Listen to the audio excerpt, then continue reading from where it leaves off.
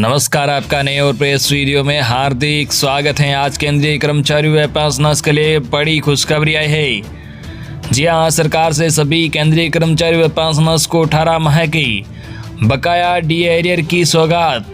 जी हां, 18 महीने के बकाया डी एरियर भुगतान को लेकर केंद्र सरकार से इस वक्त की बड़ी खबर आ चुकी है, जिसकी पूरी जानकारी आपको इस वीडियो में मिलेगी। साथ ही कर्मचारियों व पेंशनर्स के लिए सरकार के 3 बड़े फैसले आए हैं, जिसमें सैलरी व पेंशन से जुड़ी खबरें हैं। तो बने रहा आप इस वीडियो को लास्ट तक और जानिए इन बड़ी खबरों को सबसे पहले।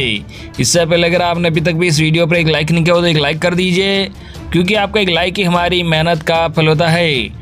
वही चैनल को भी फ्री में सब्सक्राइब नहीं किया हो सब्सक्राइब कर लीजिए, ताकि आगे भी आपको कर्मचारी व पेंशनर से जुड़ी लेटेस्ट बड़ी अपडेट सबसे पहले देखने को मिलती रहे। चलिए बढ़ते हैं बड़ी खबरों में आगे। आज की पहली बड़ी खबर।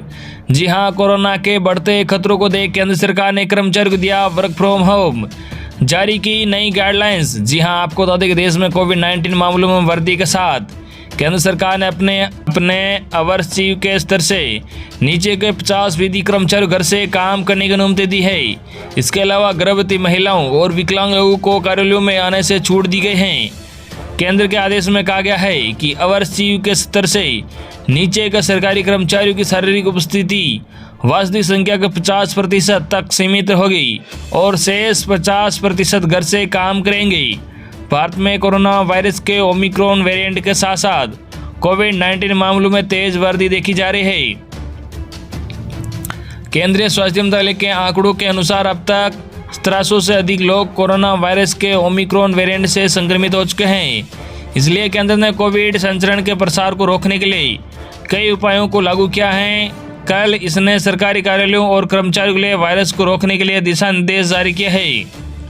सरकारी कार्यालयों और कर्मचारियों के लिए केंद्र सरकार द्वारा घोषित उपाय जान लीजिए कि 50% कर्मचारी घर से काम करेंगे जो ओवरसीव स्तर से नीचे हैं। कार्यालयों में भीड़ भाड़ से बचने के लिए कार्यालय का समय सुबह 9 बजे से शाम 5:30 बजे तक और सुबह 10 बजे से शाम 6:30 बजे तक रखा जाएगा। कोविड कंटेनमेंट जोन में रहने वाले स्टाफ सदस्यों को कार्यालय आने से छूट दी गई है। ओवरसीव और उससे ऊपर के स्तर के सभी अधिकारियों को नियमित आधार पर कार्यालय में उपस्थित होने की अनुमति है। केंद्र ने कहा कि बैठकों के वर्चुअल मोड पर जोर दिया जाना चाहिए। कार्यालय द्वारा कार्यालय स्थल की उचित सफाई, लगातार सफाई का पालन किया जाना चाहिए।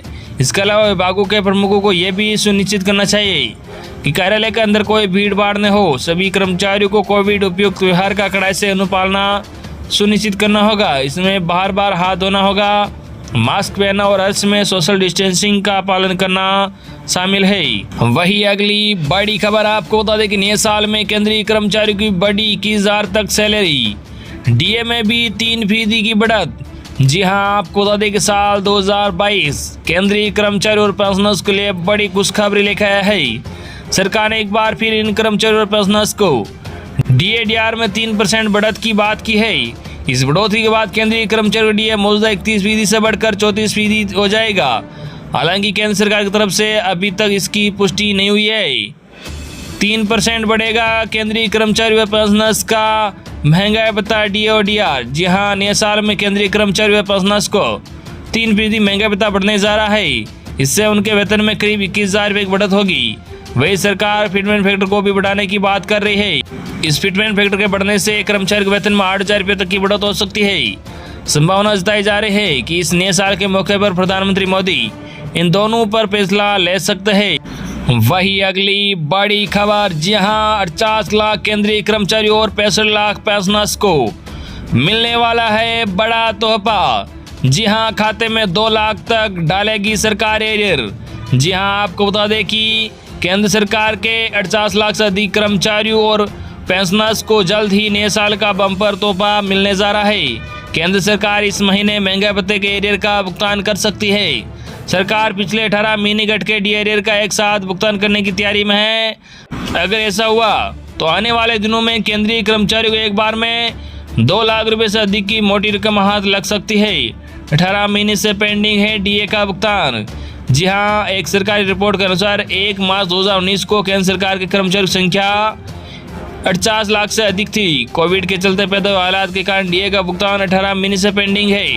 ताज़ा खबरों की माने तो केंद्र सरकार इन कर्मचारियों को 18 महीने की पेंडिंग डीए को इस महीने क्लियर करने वाली है। अगर 18 महीने का पेंडिंग डीए भुगतान किया गया तो कई कर्मचारियों को एक बार में 2 लाख रुपए से भी ज्यादा का एरियर मिलने वाला है। बढ़ सकता है डीए, डीआर और कंपनसेशन। जी हाँ, खबरों की माने तो इस बार सेंट्रल कैबिनेट की अगली बैठक में फैसला लिया जा सकता है। इस बैठक में डीए और डीआर को बढ़ाने का भी फैसला हो सकता है। इसके अलावा कंपनसेशन बढ़ाने की भी तैयारी है। आपको बता दें कि इससे पहले केंद्र सरकार ने पिछले साल अक्टूबर में डीए और डीआर को 17% से बढ़ाकर 31% कर दिया था। पेंशन भोगी पूर्व कर्मचारियों को भी होगा फायदा। जी हाँ, उल्लेखनीय है कि महंगाई को बेअसर करने के लिए केंद्र सरकार के कर्मचारियों और पेंशन भोगी पूर्व कर्मचारियों को साल में 2 बार डीए डीआर की बढ़ोतरी का फायदा दिया जाता है। अगर आने वाली बैठक में 18 महीने का एरियर क्लियर करने का फैसला लिया जाता है तो लेवल 1 के कर्मचारियों को 11,880 रुपये से लेकर 38,500 रुपये तक का एरियर मिलेगा। इसी तरह लेवल 13 के कर्मचारियों को एक बार में 1,44,200 रुपये से लेकर 2,18,200 रुपये तक का एरियर मिलेगा। वही अगली बड़ी खबर आपको बता दें कि पेंशन लेने वालों के लिए खुशखबरी। जी हाँ, लेकिन 28 फरवरी से पहले नहीं किया जरूरी काम तो होगा नुकसान।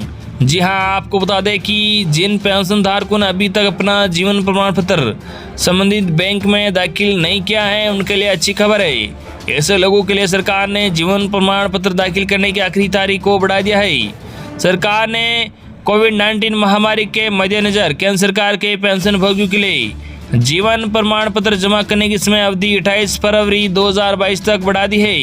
कार्मिक लोक शिकायत और पेंशन मंत्रालय के कार्यालय ज्ञापन में कहा गया है, विभिन्न राज्यों में चल रही कोविड-19 महामारी को ध्यान में रखते हुए और बुजुर्ग आबादी के कोरोना वायरस की चपेट में आने के खतरे को देखते हुए सभी आयु वर्ग के पेंशन भोगियों के लिए जीवन प्रमाण पत्र जमा करने की मौजूदा समय सीमा 31 दिसंबर 2021 को बढ़ाने का निर्णय लिया गया है। इसमें आगे क्या है कि अब केंद्र सरकार के सभी पेंशन भोगी 28 फरवरी 2022 तक अपना जीवन प्रमाण पत्र जमा कर सकते हैं। इस विस्तारित अवधि के दौरान पेंशन से वितरण प्राधिकरणों द्वारा बिना किसी रुकावट के पेंशन का भुगतान जारी रहेगा। हालांकि ऐसा नहीं करने पर पेंशन भोगियों की पेंशन रुक सकती है। बता दें कि पेंशन भोगियों को हर साल जीवन प्रमाण पत्र जमा कराना होता है। कैसे जमा करें जीवन प्रमाण पत्र? जी हाँ, पेंशन भोगियों द्वारा पेंशन वितरण बैंक में जाकर जीवन प्रमाण पत्र जमा किया जा सकता है। यह सबसे आम तरीका है। पेंशनर्स को बैंक अकाउंट पर उपलब्ध एक फॉर्म भरना होगा और उसे बैंक अधिकारी को जमा करना होगा।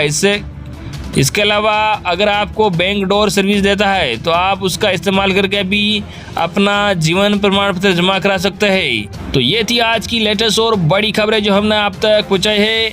आई होप कि आपको ये खबरें जानकर अच्छा लगा होगा। इस वीडियो पर ज़्यादा से ज़्यादा लाइक और इस वीडियो को ज़्यादा से ज़्यादा आपके मिलने वाले साथियों तक जरूर से करना